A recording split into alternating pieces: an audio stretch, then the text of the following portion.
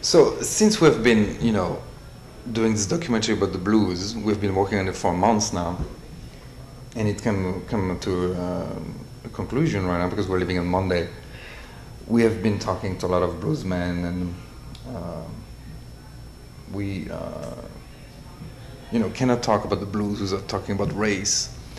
And we broaden a subject matter with the, having in the background the country club affair, So we interviewed a lot of people around Clarksdale and in Clarksdale about it. One thing really struck us today, I must say, was to talk to someone that in Clarksdale owns a bar, and it's down on the bar the Confederate flag. So we asked this person... Wait, we need to preface this perhaps with the conversation we had last night about this sort of idea that... We're not the Hobsons. Yeah. But the conversation we had last night, this woman who was very, very interesting, and she told us about how people who have preconceived notions about race or whatever may not realize it, or if they do, they sort of delude themselves into thinking it's not really race, it's economic, it's something else. It's not skin color that the problem arises from. And so that's the preface to this, and then this is our conversation today. So today we interviewed James, what's his last name? Butler. At the Upson Commissary, and we have this, discussion about what this place means in history. And we ended up having the interview just under the flag. And in the middle of the interview, we asked him, "What about the flag?" And we lift up the camera, and we have a pan on the flag. And his response is that the Civil War was not about slavery, it was about economics. Same thing. It's shocking, right? I don't know how you can separate the two, but go ahead. And now we're having an inner debate here, because my position is that if someone has the guts in 2001 to flash this flag... And by the way, there's a Confederate flag as part of the Mississippi state flag. Mm. Yeah. But we had a vote on replacing it and lost. Yeah. Lost. And we know that you were very involved in that, or you were like, I wasn't involved No, enough. but you were... I wasn't involved enough to really say I was involved, because I didn't... But you're interested in it. I'm very interested in it, yeah. So the debate that we're having now is that I believe that someone who flashes this flag creates such a, in my opinion, insulting gesture, if you want, that I'm wondering, we're having like a more internal debate now.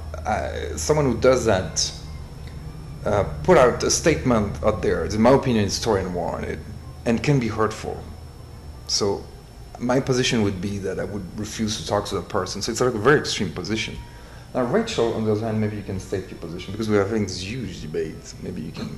My position, I mean, be as it may that this person makes this statement, like, I like to hope that he's really just that blind or brainwashed or grew up around people that always told him this, that he...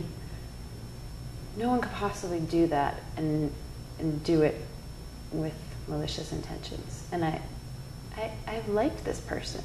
I've had conversations with him, I've had dinner with him, I've enjoyed his company, not talking about that issue, but about whatever. I mean, this guy's like my dad's age. It's not like we're gonna, become best friends, but I also can't see myself saying, he's a bigot, I hate him, fuck off. Like, and he can, and I can't. So, well, it's not quite as cut and dry as that. Though you can look at it that way, and legitimately look at it that way, because that flag actually, to me and to anybody who thinks the way I do, and that's quite a number of people, what it represents primarily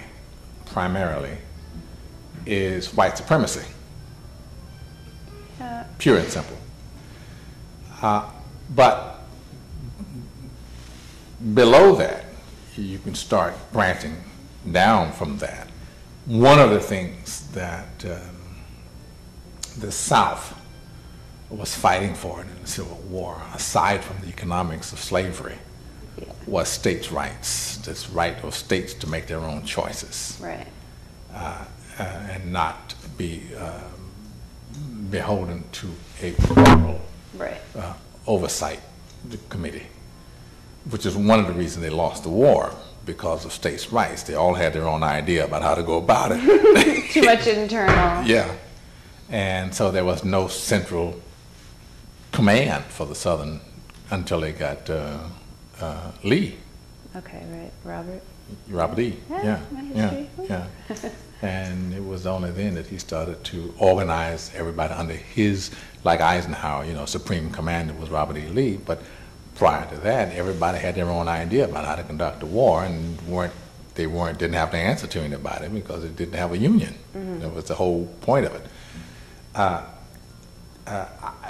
My problem, one of the problems that I have with the flag issue is just that it really, really represents white supremacy. It was the whole thing with, because in the South, in the late 1800s, not late 1880s, after the war, during Reconstruction, that became really important to the Southerner, white supremacy.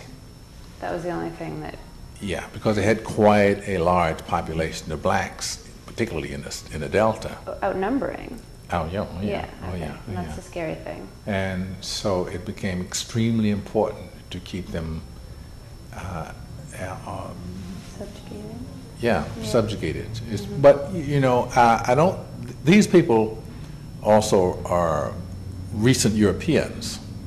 True. So what you're dealing with is a serfdom after slavery. Oh, that's exactly what happened. I mean... Yeah, and there isn't a whole lot of difference there, you know.